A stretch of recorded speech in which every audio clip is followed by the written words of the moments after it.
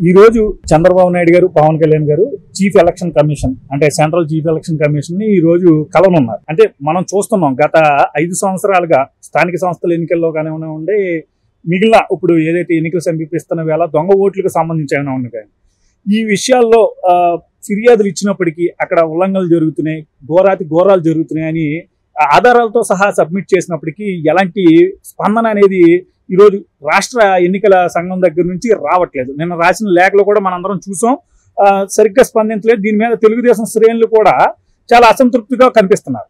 So ఈరోజు కేంద్ర ఎన్నికల అధికారికి ఈరోజు ఫిర్యాదు చేయడం ద్వారా ఏదైనా ఈ యొక్క ఇష్యూస్ ని వారికి డైరెక్ట్ గా చెప్పే అవకాశం ఈ రోజు వారి దగ్గరికి రావడం జరిగింది. ఆయన విజయవాడ రావడం జరుగుతుంది. సో ఎలా చూడాలి? ఇప్పుడు ఆయనకి చెప్పినంత మాత్రాన ఈ 5 సంవత్సరాలు పట్టించుకోలేని వ్యక్తులు మళ్ళీ ఇప్పుడు ఈ 3-4 నెలల్లో కనుక ఏదైనా చేస్తారంటారా? మీ అభిప్రాయం ఏంటి? ఓవరాల్ గా ఈ యొక్క మీటింగ్ సక్సెస్ఫుల్ గా ఎగ్జిక్యూట్ అవుతుంది అనుకుంటున్నారు? ఇప్పుడు ఒకటి వాస్తవ పరిస్థితి ఏంటి అంటే, కేంద్ర ఎన్నికల సంఘం కానీ రాష్ట్ర ఎన్నికల సంఘాలు కానీ కొంతవరకు రాజకీయ పక్షాలు లేవనెత్తుతున్న అంశాల పట్ల స్పందించి తీరాల్సిన అవసరం ఉంది. ఎందుకంటే ఇవాళ పార్టీలు ప్రజలను ప్రాతినిధ్యం వహిస్తాయి. ఎన్నికలని పారదర్శకంగా నిర్వహించడం కోసం రాజ్యాంగబద్ధంగా ఏర్పాటు చేసుకున్న సంస్థ ఎన్నికల కమిషన్. అంటే రాజకీయాలకు అతీతంగా ఇంపార్షియల్ గా ఒకసారి ఎన్నికలకు సంబంధించిన కోడ్ ఆఫ్ కాండక్ట్ అమల్లోకి వచ్చిన దగ్గర నుంచి పరిపాలనా వ్యవస్థ మొత్తం కూడా ఎలక్షన్ కమిషన్ ఆధీనంలోకి వెళ్ళిపోద్ది. అంతటి అధికారాలు ఎలక్షన్ సంఘానికి రాజ్యాంగం కట్టబెట్టింది. అటువంటి సందర్భంలో ప్రభుత్వంలో అధికారంలో ఉన్నాళ్ళు ఆ అధికార వ్యవస్థలు వాళ్ళ చేతిలో ఉంటాయి కాబట్టి వాటిని అడ్డం పెట్టుకొని ఎన్నికలకు సంబంధించి ఉల్లంఘనలకు పాల్పడుతున్నారు అని చెప్పని ప్రతిపక్షాల వైపు నుంచి ఎన్నికల సంఘం దృష్టికి ఏదైనా అంశాలు వాళ్ళ దృష్టికి ఫిర్యాదు రూపంలో నమోదు చేసినప్పుడు ఇంపార్షియల్ గా వేగవంతంగా సకాలంలో సక్రమంగా స్పందించాలి. కాలాతీతం అయిపోయినాక స్పందించి ప్రయోజనం లేదు. ఎన్నికలకు ముందుగానే ఆ తప్పుల్ని సరిదిద్దగలిగే అధికారం వాళ్ళ చేతిలో ఉంది, ఆ మెకానిజం వాళ్ళ చేతిలో ఉంది. వాళ్ళ ఆదేశాలు ఎవరైనా పాటించి తీరాల్సిన అవసరం ఉంది. అటువంటి సందర్భంలో ప్రభుత్వ యంత్రాంగం మొత్తం ఇంక్లూడింగ్ చీఫ్ సెక్రటరీతో సహా ఎలక్షన్ కమిషన్ ఆదేశాలు పాటించి తీరాలి. అటువంటి సందర్భంలో స్టేట్ ఎలక్షన్ కమిషనర్లు వచ్చేటప్పటికి ఒక్కొక్క రాష్ట్రంలో ఒక రకంగా వ్యవహరిస్తున్నారు. ఎందుకో తెలియదు, ఎలక్షన్ కమిషన్ వ్యవహార శైలి ఈ మధ్యకాలంలో ఎట్లుందంటే, ఏదో మొక్కుబడిగా ఎన్నికలు నిర్వహించామా, అంటే మనకు అప్పచెప్పిన డ్యూటీ అయిపోయిందా, ఆ తంతు ముగిచ్చేసామా, మమా అనిపించామా అన్న రీతిలో వ్యవహరిస్తున్నారు. అంతేగాని కట్టుదిట్టంగా ఎన్నికలు నిర్వహించాలి. మీ పిల్లలు ఇంటర్మీడియట్ మరియు ఎంసెట్ చదువుతూ సబ్జెక్ట్స్ లో కన్ఫ్యూజ్ అవుతున్నారా? కాన్ఫిడెన్స్ లెవెల్ తక్కువగా ఉందా? రిపీటెడ్ మిస్టేక్స్ చేస్తున్నారా? అయితే మీకోసమే ఉంది rise app. 1 lakh question bank, performance analysis, online classes by experts, ఇంకా మరెన్నో ఫీచర్స్ తో మీ ముందుకొచ్చింది rise the perfect guide. Description లో ఉన్న లింకును ఉపయోగించి సబ్స్క్రైబ్ అవ్వండి. ఇంపార్షియల్ గా ఎన్నికలు నిర్వహించాలి, పారదర్శకంగా ఎన్నికలు నిర్వహించాలి. తర్వాత ఎన్నికల నిర్వహణ సక్రమంగా జరిగింది అనే నమ్మకం ప్రజల్లో కూడా కల్పించే విధంగా ఎన్నికలు నిర్వహించాలి. ప్రజల్లో ఎన్నికలు సక్రమంగా జరగట్లేదు, ప్రజాభీష్టం ప్రకారం తీర్పు రావట్లేదు అన్న అభిప్రాయం కనుక బలపడితే ప్రజాస్వామ్యం మీద నమ్మకం పోద్ది. 140 కోట్ల జనాభా ఉన్న ఈ దేశంలో ప్రజలకి ప్రజాస్వామ్యం మీద నమ్మకం పోయింది అని అంటే, ఇన్ని సంవత్సరాలుగా నిర్వహించుకుంటూ వస్తున్న వ్యవస్థ, కాపాడుకుంటూ వస్తున్న వ్యవస్థ, ఈ దేశాన్ని సంఘటితంగా ఉంచుతున్న వ్యవస్థ కుప్పకూలిపోవటం ఖాయమన్నమాట. కాబట్టి ఆ పరిస్థితులు నివారించాలి అని అంటే మొట్టమొదటిగా గురుతరమైన బాధ్యత ఎన్నికల సంఘం మీద ఉంటుంది. ఇటువంటి సందర్భంలో ఎన్నికల సంఘం చాలా ఇంపార్షియల్ గా వ్యవహరించి తీరాల్సిన అవసరం ఉంది. ఇక్కడ గమనించుకుంటే చాలా సందర్భాల్లో ఎన్నికల సంఘం ఉదాసీనత ఎంత కొట్టొచ్చినట్టు కనిపిస్తుంది అంటే, ఒక్కొక్క రాష్ట్రంలో ఒక్కొక్క వ్యవహార శైలి అవలంబిస్తున్నారు వాళ్ళు. ఎట్లా మీరు గమనించుకుంటే, మనకి జయలలిత గారు చనిపోయిన తర్వాత తమిళనాడులో ఆర్కే నగర్ స్థానానికి ఉప ఎన్నిక జరిగింది. ఆ ఉప ఎన్నిక జరిగిన సందర్భంగా శశికళ గారికి సంబంధించిన దగ్గర బంధువు దినకరణ ఇది ఉంది అతని పేరు, అతను అక్కడ పోటీ చేయడం జరిగింది. ఆ పోటీ చేసిన సందర్భంగా విపరీతంగా 100 కోట్ల రూపాయల డబ్బులు పంపిణీ జరిగింది అని చెప్పని రేపొద్దున ఎన్నిక అనగానంగా ఈ రోజు ఆ ఎన్నికను రద్దు చేశారు. అది దేశం మొత్తం కూడా హర్షించింది. అంటే డబ్బుతోటి ప్రజాభిప్రాయాన్ని కొనుక్కోవటం అనేది జరగడానికి వీల్లేదు. ఈ విషయంలో ఎన్నికల సంఘం చాలా కట్టుదిట్టంగా వ్యవహరించింది, సరైన నిర్ణయం తీసుకుంది అని చెప్పని ప్రజలందరూ హర్షించారు. మరి ఇదే ఒరవడి మిగిలిన రాష్ట్రాల్లో కూడా కొనసాగించాలి కదా. ఇప్పుడు తమిళనాడులో ఆర్కే నగర్ లో ఒక రోల్ మోడల్ సెట్ చేసినప్పుడు ఇటువంటి డబ్బు పంపిణీకి పాల్పడిన ఎన్నికలు మేము రద్దు చేస్తాం మీ డబ్బు ఏట్లో వేసినట్టే. ఇక ఇప్పుడు ప్రజలకు పంపిణీ అయిపోయింది, ఎన్నిక రద్దు అయిందా, ఓటు వేయించుకుంటావా లేదనేది ప్రజలకు సంబంధం లేదు. కాబట్టి ఆ డబ్బు ప్రజల నుంచి వసూలు కాదు. రాజకీయ పక్షాల్లో ఒక భయం ఏర్పడుతుంది. ఎన్నికల సంఘం కనుక ఇటువంటి కట్టుదిట్టమైన నిర్ణయాలు తీసుకుంటుంది అన్న భయం ఉంటే ఏ రాజకీయ పార్టీ అయినా ఏ అభ్యర్థి అయినా సరే అంత విచ్చలవిడిగా డబ్బు పంపిణీ చేయడానికి సాహసించరు. కానీ ఇక్కడ ఏం జరుగుతుంది, ఆర్కే నగర్ లో ఒక ట్రెండ్ సెట్ చేశారు. దాన్ని మిగిలిన రాష్ట్రాల్లో మిగిలిన ఎన్నికల్లో కూడా అంత బాహాటంగా డబ్బు పంపిణీ చేసినప్పుడు ఎందుకని దీనికి మిగిలిన రాష్ట్రాల్లో కూడా అదే ప్రాసెస్ ఎక్స్టెండ్ చేయాల? మీరు మన మునుగోడు ఉప ఎన్నిక జరిగింది. ఆ ఉప ఎన్నిక జరిగిన సందర్భంగా మీడియాలో డైరెక్ట్ గా అక్కడ ఓటర్లు ముందుకొచ్చి మాకు పలానా రాజకీయ పార్టీ ఇన్ని వేలు ఇచ్చింది, పలానా రాజకీయ పార్టీ ఇన్ని వేలు ఇచ్చింది ఓటుకి అని చెప్పని మహిళలు డైరెక్ట్ గా మీడియాలోకి వచ్చి చెప్పినప్పుడు మరి అదే ఒరవడి మునుగోడులో కూడా అప్లై చేసి మునుగోడు ఎన్ని కూడా రద్దు చేసి ఉండాల్సింది కదా. ఇక్కడ ప్రధాన రాజకీయ పక్షాలన్నీ కూడా కోటీశ్వరుని అభ్యర్థులుగా నింపి ఇష్టారీతిన ఖర్చు పెట్టి ప్రజాభీష్టాన్ని డబ్బుతో కొనుగోలు చేస్తున్నారు. అంటే ఎన్నికలని ప్రజల తీర్పుని ప్రజాస్వామ్యాన్ని డబ్బుతో మేనేజ్ చేస్తున్న పరిస్థితులు స్పష్టం అవుతున్నప్పుడు ఆర్కే నగర్ ట్రెండే ఇక్కడ కూడా కొనసాగించున్నట్టయితే ఎన్నికల సంఘాన్ని మరింతగా శ్లాఘించేవారు. తర్వాత తిరుపతి ఉప ఎన్నిక జరిగింది, పార్లమెంట్ ఉప ఎన్నిక. ఆ ఉప ఎన్నిక జరిగిన సందర్భంగా చూసాం మనం. అక్కడ వందల బస్సుల్లో వేల మందిని ఎక్కడెక్కడో ప్రాంతాల నుంచి ప్రజలను తరలించారు. ఆ తరలించిన వాళ్ళకి ఫ్యాబ్రికేటెడ్ ఓటర్ ఐడీలు ఇచ్చారు. అంటే దొంగ ఓటర్ ఐడీలు, నకిలీ ఓటర్ ఐడీలు ఇచ్చారు. ఇక్కడ మనం కౌంటర్ఫీట్ కరెన్సీ తయారు చేస్తే నేరం అంటున్నాం, తెలుగు నకిలీ స్టాంపులు తయారు చేస్తే నేరం అన్నాం. మరి రాజ్యాంగబద్ధ సంస్థ ఎన్నికల సంఘం వ్యక్తులకు ఇచ్చిన గుర్తింపు కార్డు, అధికారిక గుర్తింపు కార్డుని దాన్ని కూడా నకిలీ తయారు చేస్తున్నారు అని అంటే నకిలీ కరెన్సీ తయారు చేసిన దానికి నకిలీ స్టాంపులు తయారు చేసిన దానికి దీనికి మధ్య వ్యత్యాసం ఉంది. రాజ్యాంగబద్ధ సంస్థ ఇచ్చిన గుర్తింపు కార్డుని అపహాస్యం పాలు చేసే విధంగా ఇటువంటి నకిలీ గుర్తింపు కార్డులతోటి ఎన్నికల వ్యవస్థను అపహాస్యం పాలు చేస్తుంటే, ఎన్నికల వ్యవస్థని తమకు అనుకూలంగా మలుచుకుంటుంటే, ఎన్నికల ప్రాసెస్ ని ప్రజల ముందు నవ్వులు పాలు చేస్తుంటే మీడియా సాక్షిగా వాటిని ఎత్తి చూపిస్తే లైవ్ లో పట్టుకుంటే అక్కడ వాళ్ళు దొంగ నకిలీ ఓటర్లు అని చెప్పని తేలిపోతే కూడా ఎన్నికల సంఘం ఎందుకని దాని మీద అసలు ఇటువంటి చర్యలకు ఉపక్రమించింది ఎవరు, దీన్ని ఈ దొంగ ఓటర్ ఐడీలు ప్రింట్ చేసింది ఎవరు, ఈ నేరానికి పాల్పడింది ఎవరు, వాళ్ళని చట్టం ముందు దోషులుగా ఎస్టాబ్లిష్ చేయాలని చెప్పని ఎందుకని అంత కట్టుదిట్టంగా వ్యవహరించలా? ఎన్నిక ముగిసిపోయింది, లెక్కింపు చేశాం, గెలిచిన అభ్యర్థి వీడని చెప్పని ప్రకటించేశాం, మన మొక్కుబడి కార్యక్రమం అయిపోయింది, మామ అనిపించేశాం అని చెప్పని అక్కడితో ఆ తంతు ముగిచేశారు తప్ప మీడియా ముఖంగా అక్కడ అన్ని రాజకీయ పక్షాలు కూడా ఇటువంటి ప్రాసెస్ కి అధికార పార్టీ పాల్పడింది అని చెప్పి ఎత్తు చూపినా కూడా ఎందుకని కనీసం మాత్రపు చర్యలకు ఉపక్రమించరా? ఇది 100% ఆక్షేపణీయం. కాబట్టి ఇక్కడ ఖచ్చితంగా ఎన్నికల సంఘం మరింత క్రియాశీలకంగా ఉండి తీరాల్సిన అవసరం ఉంది. ఇక ఇప్పుడు జరుగుతున్న ప్రస్తావన వచ్చేటప్పటికి ఆంధ్రప్రదేశ్ రాష్ట్రంలో జగన్మోహన్ రెడ్డి గారి ప్రభుత్వం ఒక కుట్రపూరితంగా, ఎందుకు ఆయన పాలన పట్ల ప్రజల్లో వ్యతిరేకత పెరుగుతుంది, రాబోతున్న ఎన్నికలు ఆయనకి స్మూత్ సెయిలింగ్ కాదు అని చెప్పని అర్థమవుతుంది. ఈ అర్థమవుతున్న నేపథ్యంలో రేపటి రోజున ప్రజాభీష్టం తమకు వ్యతిరేకంగా ఉండబోతుంది కాబట్టి ఏదో ఒక రకంగా ఎన్నికల్లో నెగ్గి తీరాలి. ఆ నెగ్గటం కోసం వాళ్ళు ఎంచుకుంటున్న ఈ మాల్ ప్రాక్టీసెస్ ఏంటి అంటే దొంగ ఓటర్లను నమోదు చేయటం, తర్వాత యోగ్యులుగా ఉన్న ఓటర్లను తొలగింపులు చేయటం. అంటే వీళ్ళు ప్రతిపక్షాలకు ఓట్లు వేస్తారు అని చెప్పిన అనుమానం వచ్చిన వాళ్ళని ఇక్కడ ప్రభుత్వం ఏం చేసింది, ఒక మెకానిజం ఏర్పాటు చేసుకుంది. ప్రతి 50 ఏళ్లకి వాలంటీర్ని, తర్వాత గ్రామ సచివాలయ సిబ్బందిని, వీళ్ళు కాకుండా ఇవాళ వాళ్ళ పార్టీ నుంచి ఒక మెకానిజం ఏర్పాటు చేసుకున్నారు. గృహ సారథులు అని చెప్పని, సచివాలయ కన్వీనర్లు అని చెప్పని కొన్ని లక్షల మందితోటి ఒక ప్రైవేట్ ఆర్మీ లాగా తయారు చేసుకున్నారు. ఆ తయారు చేసుకుని ప్రతి కుటుంబం మీద వాళ్ళు సర్వేలెన్స్ పెట్టుకొని ఎవరు ఏ పార్టీకి ఓటైపోతున్నారు అని చెప్పని డేటా ముందుగానే కలెక్ట్ చేసుకుంటా, ఆ కలెక్ట్ చేసిన డేటా ప్రాతిపదిక వాళ్ళు ఏం చేస్తున్నారు, కొంచెం సాఫ్ట్ టార్గెట్ గా ఉండేవాళ్ళు, ఇప్పుడు ఆ కుటుంబంలో ఎవరైనా పిల్లలు బయట చదువుకుంటున్న వాళ్ళు ఉన్నారు, లేదు వాళ్ళకి ఓటు ఇక్కడే ఉంది, వాళ్ళు ఎక్కడో ఉద్యోగం చేసుకుంటున్నారు, అటువంటి వాళ్ళని అందరినీ టార్గెటెడ్ గా వీళ్ళు మనకు ప్రత్యర్థులు, మనకు ఓటేయరు అనుకున్న వాళ్ళని ఓటర్ల జాబితా నుంచి తొలగింపులు ఫామ్ 7 పెడుతున్నారు. అట్లాగే ఫామ్ 6 ఒక 0 అంటే ఇంటి నెంబర్ కూడా లేని వాళ్ళ మీద ఒక్కొక్క ఇంటి నెంబర్ కూడా లేని 0 నెంబరు ఇళ్ల పేర్లతోటి సెలూన్ షాపులు, వైన్ షాపులు, చికెన్ షాపులు, ఈ షాపుల్లో 30 ఓట్లు 40 ఓట్లు చొప్పున వందలు వేల ఓట్లు నమోదు చేపించేశారు. ఒక్కొక్క నియోజకవర్గంలో 5,000 నుంచి 40,000 ఓట్లు చేర్పులు పెట్టారు.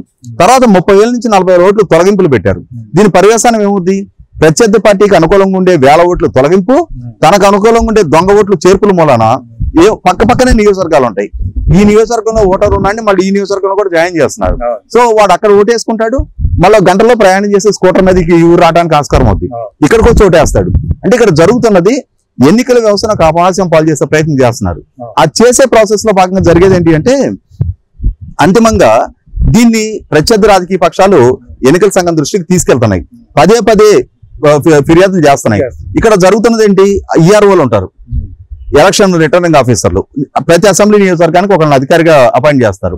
వాళ్ళ కింద ఈ ప్రాసెస్ నడిపించాల్సింది రాష్ట్ర ప్రభుత్వ యంత్రాంగమే. మళ్ళీ ఎలక్షన్ కమిషన్ కి సపరేట్ మెకానిజం ఉండదు, రాష్ట్ర ప్రభుత్వ యంత్రాంగాన్ని వాళ్ళు కొంతమందిని ఎలక్షన్ రిటర్నింగ్ ఆఫీసర్స్ గా, అడిషనల్ రిటర్నింగ్ ఆఫీసర్స్ గా వీళ్ళు అపాయింట్ చేసుకుంటారు. తర్వాత గ్రామ స్థాయిలో బూత్ లెవెల్ ఆఫీసర్స్ ఉంటారు. ఈ బూత్ లెవెల్ ఆఫీసర్స్ ఓటర్ని ఎన్రోల్ చేసుకుంటారు.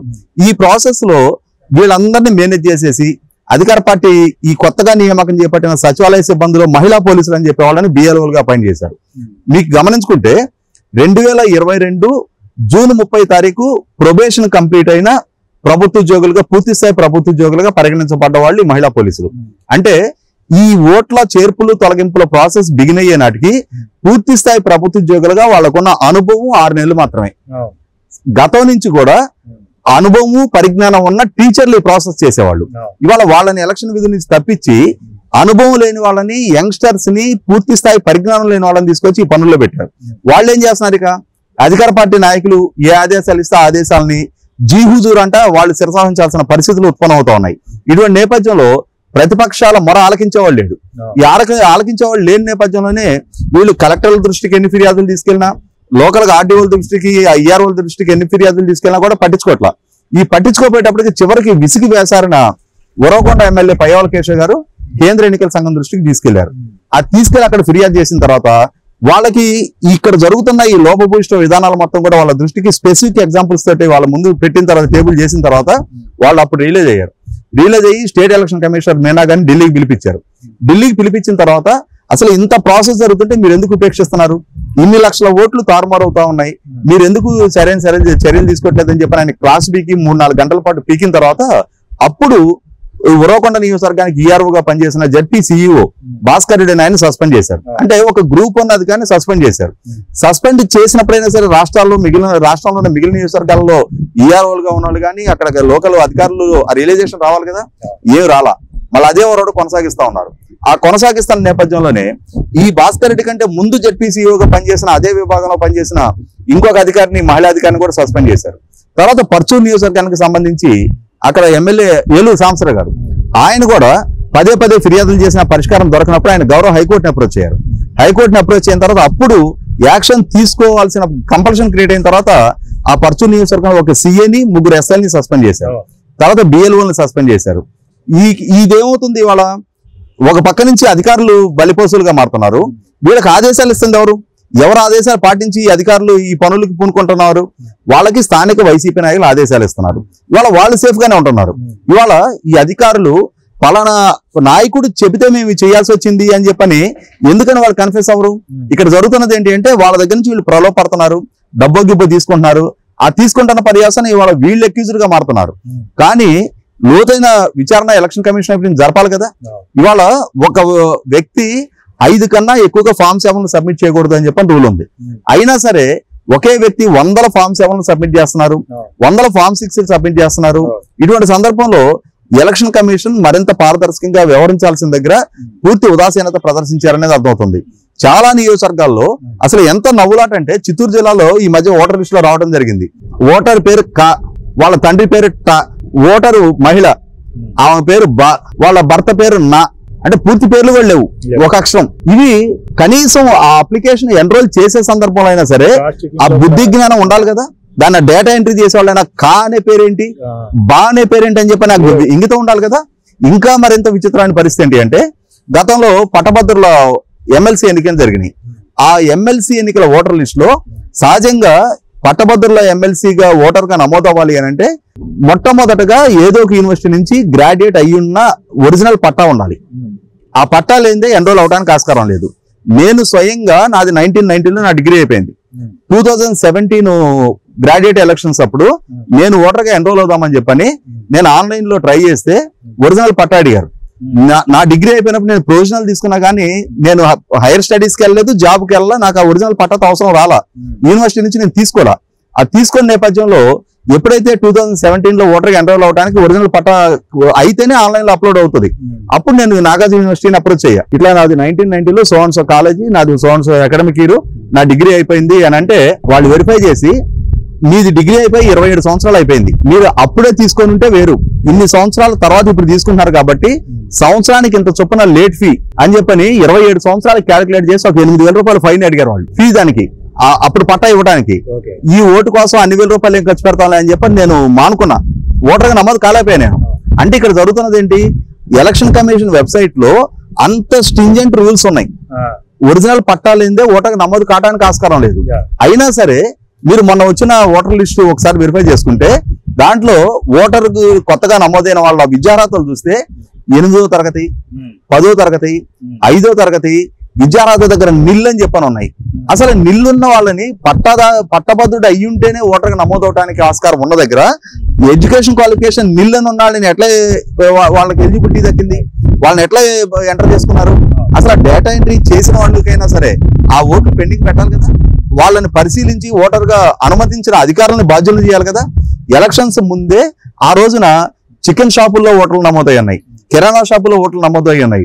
ఎలిజిబిలిటీ లేని వాళ్ళని ఓటర్లుగా తీసుకొచ్చి ఆ రోజు ఓటర్ల దగ్గర క్యూలో నిలబడ్డప్పుడు విలేకరులు డైరెక్ట్ గా లైవ్ కెమెరాల ముందు అడిగారు, నీ పేరేంటమ్మా, నువ్వేం చదువుకున్నావు, నీ భర్త పేరేంటంటే భర్త పేరు తెలీదు, తండ్రి పేరు తెలీదు. వాళ్ళని తీసుకొచ్చి ఒక ఐడి చేతిలో పెట్టి డబ్బులు ఇచ్చి నుంచోబెట్టారు క్యూలో.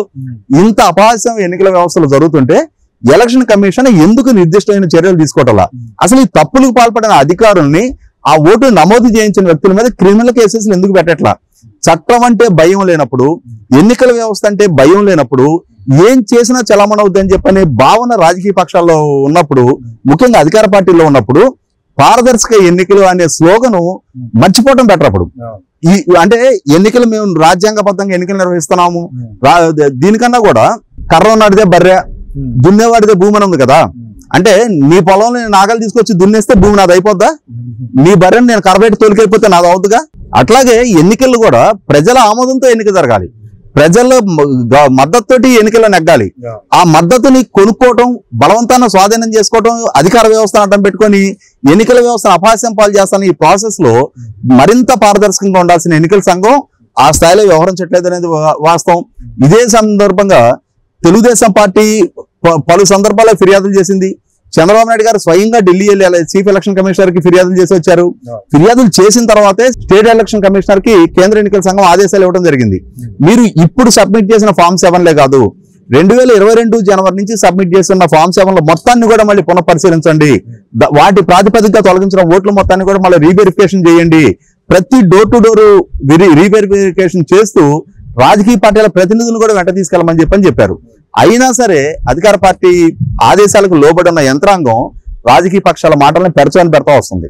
ప్రతిపక్షాల మాటలు అంటే చెవిటివాడి ముందు శంఖం ఊదినట్టు అయిపోతుంది, గోడకు చెప్పుకున్నట్టు అవుతుంది తప్ప ఎలక్షన్ కమిషన్ పరిగణలోకి తీసుకోవట్లా.